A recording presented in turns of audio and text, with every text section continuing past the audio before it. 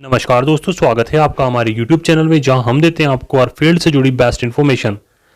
दोस्तों, सिविल प्रक्रिया संहिता से जुड़े महत्वपूर्ण प्रश्न सभी जुडिशरी एग्जाम के पॉइंट ऑफ व्यू से बहुत ज़्यादा महत्वपूर्ण होते हैं। तो दोस्तों, आज इस वीडियो में सिविल प्रक्रिया संहिता से जुड़े महत्वपूर्ण प्रश्नों को हम सॉल्व करने का प्रयास करेंगे। परंतु आगे बढ़ने से पहले मेरा आपसे निवेदन है, अभी तक आपने हमारे चैनल को सब्सक्राइब नहीं किया है, वीडियो के नीचे इस लाल बटन को दबाकर चैनल को आज ही सब्सक्राइब कर लें।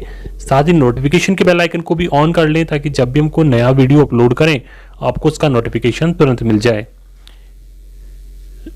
तो दोस्तों, यदि आपने वीडियो को देखा है, वीडियो को लाइक जरूर करें, दोस्तों के साथ ज़्यादा से ज़्यादा शेयर करें, ताकि ऐसी इन्फॉर्मेटिव वीडियो की जानकारी उन्हें भी प्राप्त हो सके। तो आइए दोस्तों, शुरू करते हैं आज का हमारा यह वीडियो।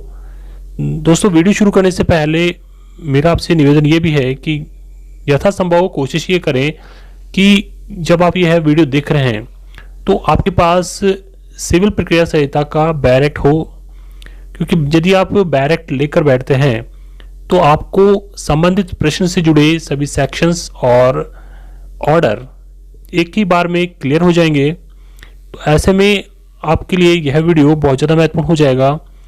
आइए दोस्तों, शुरू करते हैं आज का हमारा ये वीडियो। दोस्तों, आज का हमारा पहला प्रश्न है कि सिविल प्रक्रिया संहिता की धारा 25 के अंतर्गत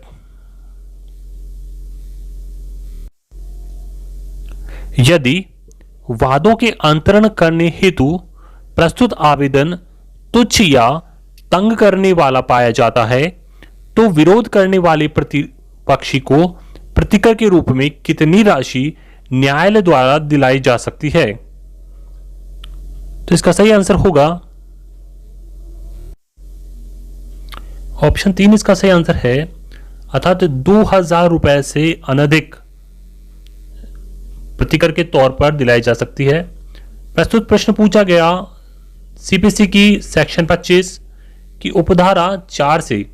सेक्शन 25 प्रावधान करता है, वादों आदि के अंतरण करने की उच्चतम न्यायालय की शक्ति, जिसके अंतर्गत सेक्शन 25 का उपधारा 4 प्रावधान करती है कि इस धारा के अधीन आवेदन को खारिज करते हुए यदि उच्चतम न्यायालय की ये राय है कि आवेदन तुच्छ और तंग करने वाला है था, तो वह आवेदक को यह आदेश दे सकेगा कि उस व्यक्ति को जिसने आवेदन का विरोध किया है, प्रतिकर के रूप में 2000 रुपए से अनधिक ऐसी राशि संदत करे जो न्यायालय मामले की परिस्थितियों को उचित समझे।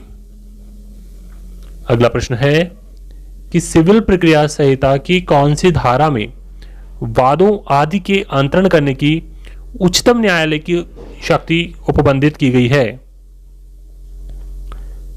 तो प्रस्तुत प्रश्न भी धारा 25 से पूछा गया है। तो धारा 25 इस संदर्भ में प्रावधान करती है। अगला प्रश्न है कि धारा 24 के अंतर्गत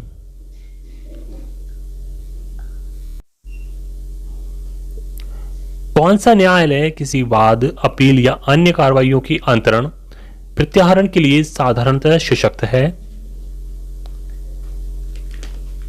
तो इस संदर्भ में धारा 24 प्रावधान करती है, उच्च न्यायालय और जिला न्यायालय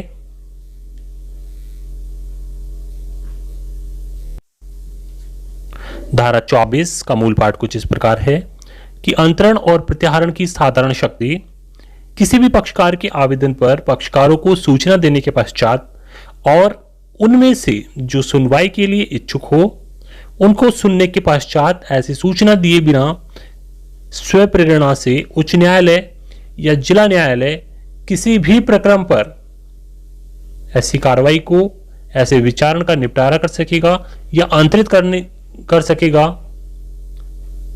तो धारा 24 के अंतर्गत उच्च न्यायालय और जिला न्यायालय किसी वाद, अपील या अन्य कार्रवाइयों को अंतरण और प्रत्याहरण करने के लिए सशक्त है।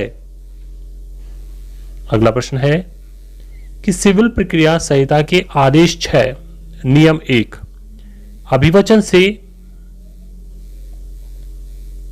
क्या अभिप्रेत है? तो अभिवचन का तात्पर्य है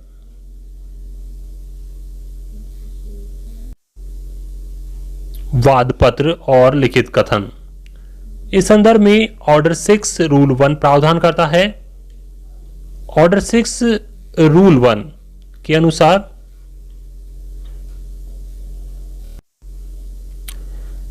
अभिवचन से वाद पत्र और लिखित कथन अभिप्रेत है। अगला प्रश्न है कि जब वाद के आवश्यक पक्षकारों को वाद में बतौर पक्षकार सम्मिलित नहीं किया जाता तब उसे क्या कहा जाता है? तो ऐसी परिस्थिति में उसे असंयोजन कहा जाता है। प्रस्तुत प्रश्न पूछा गया सीपीसी के ऑर्डर 1 रूल 9 से। ऑर्डर 1 रूल 9 इस संदर्भ में प्रावधान करता है और कहा गया कि कोई भी वाद पक्षकारों के असंयोजन कुसंयोजन के कारण विफल नहीं होगा और न्यायालय हर वाद में विवादग्रस्त विषय का निपटारा वहां तक कर सकेगा जहां तक उन पक्षकारों के जो उनसे वस्तुतः समक्ष हैं अधिकारों और हितों के संबंधित हैं, परंतु इस नियम की कोई भी बात आवश्यक पक्षकारों के असंयोजन को लागू नहीं होती। प्रस्तुत प्रश्न पूछा गया ऑर्डर 1 रूल 9 से। प्रस्तुत प्रश्न में कहा गया कि जब वाद के आवश्यक पक्षकारों को बतौर पक्षकार सम्मिलित नहीं किया जाता तब उसे क्या कहा जाता है? तब उसे असंयोजन कहा जाता है।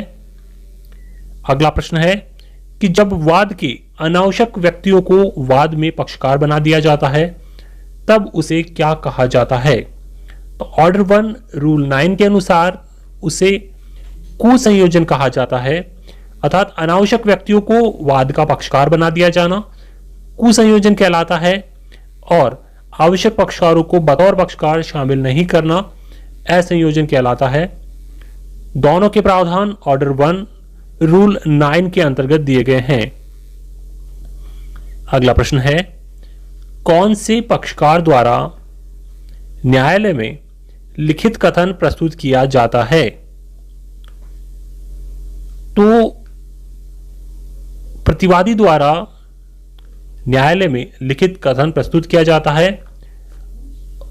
ऑर्डर 8 रूल 1 के अंतर्गत प्रतिवादी द्वारा लिखित कथन प्रस्तुत किया जाता है न्यायालय में। अगला प्रश्न है कि प्रतिवादी अपनी प्रतिरक्षा का लिखित कथन उस पर सम्मन की तामील की तारीख से कितनी समय अवधि के अंतर्गत प्रस्तुत करेगा? तो 30 दिनों के अंतर्गत वह ऐसा करेगा। प्रस्तुत प्रश्न ऑर्डर 5 व ऑर्डर 8 रूल 1 से पूछा गया है। साथ ही साथ इस संदर्भ में सेक्शन 27 भी प्रावधान करता है जिसके अंतर्गत कहा गया कि तो धारा 27 प्रावधान करती है प्रतिवादियों को सम्मन के संदर्भ में सम्मन और प्रकटीकरण के अंतर्गत सेक्शन 27 कहता है कि जहां कोई वाद सम्यक रूप से संस्थित किया जा चुका है वहां उपसंजात होने और दावे का उत्तर देने के लिए सम्मन प्रतिवादी के नाम निकाला जा सकेगा और उसकी तामील विहित रीति से की जा सकेगी और उसकी तामील ऐसे दिन को जो कि वाद के संस्थापन की तारीख से 30 दिन के बाद का ना हो विहित रीति से की जाएगी। अर्थात प्रतिवादियों को सम्मन के लिए प्रावधान करती है कि विहित रीति से तामील करवाई जाएगी और ऐसी तामील के लिए 30 दिन का समय दिया जाएगा। 30 दिन के अंतर्गत उसकी तामील करवाई जाएगी। और इसी के साथ ही लिखित कथन जो प्रावधान दिए गए हैं ऑर्डर 8 रूल 1 के अंतर्गत दिए गए हैं। ऑर्डर 8 रूल 1 प्रावधान करता है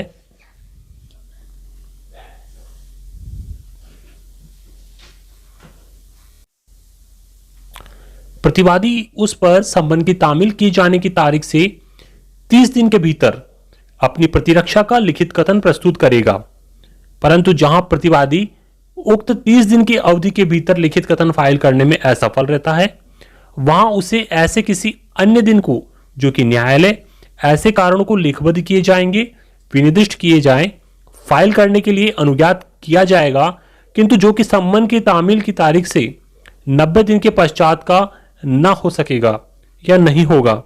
अर्थात वैसे 30 दिन के अंतर्गत जवाब दावा या लिखित कथन प्रस्तुत करना होगा ऑर्डर 8 रूल 1 के अंतर्गत, परंतु यदि न्यायालय को उचित लगता है तो कारणों को लेखबद्ध करते हुए न्यायालय अधिकतम सम्मन की तामील से 90 दिन के समय दे सकता है।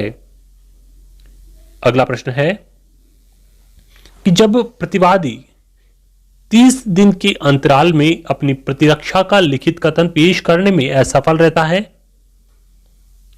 तब वह न्यायालय की अनुमति से निश्चित दिनांक को पेश कर सकेगा, परंतु यह सम्मन की तामील से कितने दिन के पश्चात किसी भी प्रकार से नहीं होगा तथा न्यायालय को उसका कारण लिखबद्ध करना होगा। तो यह 90 दिन के पश्चात का ना हो सकेगा, अर्थात 90 दिन के अधिक की समयावधि नहीं दी जा सकेगी। सम्मन की तामील से 90 दिन के पश्चात किसी भी प्रकार का नहीं होगा तथा ऐसे कारणों को न्यायालय को लेखबद्ध करना होगा। ऑर्डर 8 रूल 1 आदेश 8 नियम 1 प्रावधान करता है इस संदर्भ में लिखित कथन के बारे में।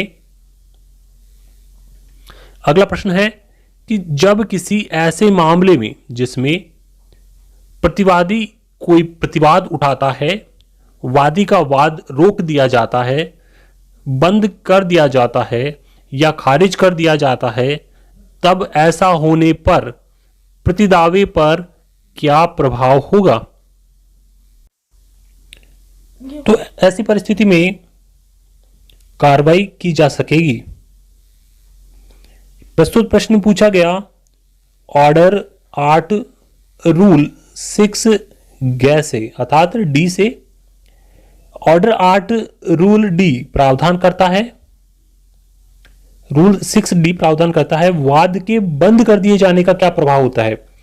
यदि किसी ऐसे मामले में जिसमें प्रतिवादी कोई प्रतिदावा उठाता है और वादी का वाद रोक दिया जाता है, बंद कर दिया जाता है या खारिज कर दिया जाता है, तो ऐसा होने पर भी प्रतिदावे पर कार्रवाई की जा सकेगी। तो दोस्तों ये थे कुछ महत्वपूर्ण प्रश्न जो कि सिविल प्रक्रिया संहिता से जुड़े महत्वपूर्ण प्रश्न जो कि सभी जुडिशरी एग्जाम के अंतर्गत कई बार पूछे जाते हैं। तो ऐसे में आई होप आपके लिए यह वीडियो बहुत ज्यादा महत्वपूर्ण होगा। तो दोस्तों वीडियो पसंद आया हो वीडियो को लाइक करें, दोस्तों के साथ ज्यादा से ज्यादा शेयर करें। चैनल पर नए हैं अभी चैनल को सब्सक्राइब नहीं किया यदि आपने तो आज ही चैनल को सब्सक्राइब कर लें, नोटिफिकेशन के बेल आइकन को ऑन कर लें। मिलते हैं दोस्तों अगले वीडियो में, तब तक के लिए जय हिंद जय भारत।